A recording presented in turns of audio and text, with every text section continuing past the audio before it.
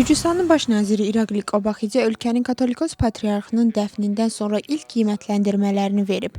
O, 2-ci İlyanın xidmətlərindən və ölkə üçün gördüyü işlərdən danışıb, son günlərdə cəmiyyətin birliyini və inancına münasibətini dəyərləndirib.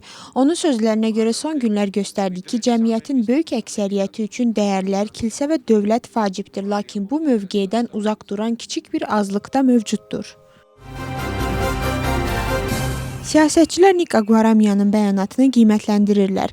Dəyişiklik üçün koalisiyanın liderlərindən biri hakimiyyətə gələcəklərinə əmin olduğunu bildirib və qeyd edib ki, cəmiyyət artıq müxalif alyansda gələcək hakimiyyəti görür. Georgi Vaşadze də hakimiyyətə gəlməyə hazırlaşdığını televiziya çıxışında deyib. Bu açıqlamalar həm hakim komandada, həm də müxalifətdə siyasi reaksiyalara səbəb olub. Hazırda Tbilisi şəhər məhkəməsində keçmiş müdafiə naziri Cavanşir Burçuladze, həmçinin Georgi Xaindrava, Vladimir Ğuduşauri və Vasil Mxeyzenin məhkəmə prosesi keçirilir. Müdafiə tərəfi öz sübutlarının araşdırılmasına başlayıb və bugün şahidlərin dindirilməsi planlaşdırılır.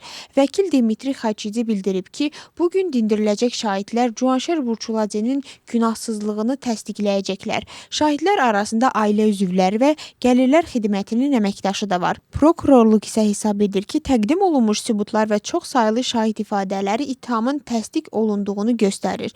Bu mərhələdə prosesual razılaşma ilə bağlı yenilik yoxdur. Yalnız Georgi Xaindravanın vəkili belə müraciət edib. Digər təqsirləndirilənlərin mövqeyi hələ məlum deyil. Xatırladaq ki, prokurorluq keçmiş naziri qanunsuz gəlirlərin legallaşdırılmasında ittiham edir və bu cinayət 9 ildən 12 ilədək azadlıqdan məhrum etmə cəzası nəzərdə tutur. Qanunsuz miqrasiyaya qarşı mübarizə çərçivəsində Daxili İşlər Nazirliyinin Miqrasiya Departamentinin əməkdaşları Tbilisi və Batumidə xüsusi nəzarət tədbirləri keçiriblər.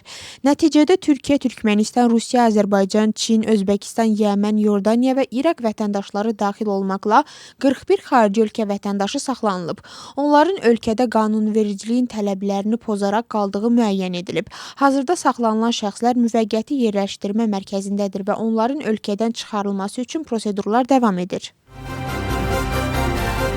ABŞ prezidenti Donald Trump bildirib ki, Tehran Vaşinqtonla danışıqlar aparır, lakin bunu etiraf etməyə çəkinir.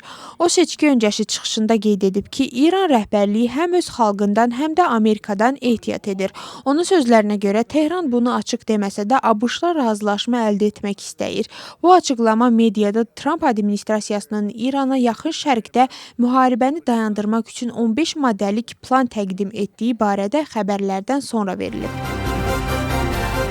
David Sonğulaşvili alma, şaftalı və nektarın istehsalçıları və ixracatçıları ilə görüşüb. Görüşdə istehsal sahəsində mövcud tendensiyalar və inkişaf perspektivləri müzakirə olunub.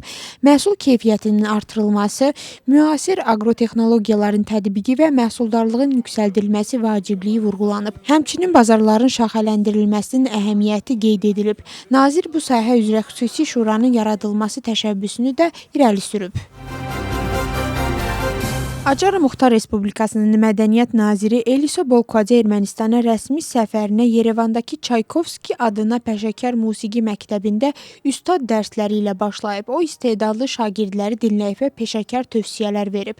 Səfər çərçivəsində Ermənistanın təhsil və mədəniyyət rəsmiləri ilə görüşlər planlaşdırılıb. Həmçinin Batumi Dövlət Musiqi Mərkəzinin simfonik orkestri və Batumi vokal ansamblının iştirakı ilə konsertlər keçiriləcək. Bu tədbirlər 2-ci İlyanın xatirəsində həsr olunub. Gürcüstan milli komandası bugün ilin ilk oyununu keçirəcək. Veli Sanyolu rəhbərlik etdiyi komanda Tbilisidə Mikhail Mesxi arenasında İsrail millisi ilə qarşılaşacaq. Komandanın yeni kapitanı Xviçak Kvaratskhelyadır. Bu oyun İsrail üçün xüsusilə vacibdir, çünki uzun fasilədən sonra ilk maçdır. Qarşılaşma saat 21:00-da başlayacaq və canlı yayım Gürcüstanın 1-ci kanalı və radiosu vasitəsilə təqdim olunacaq.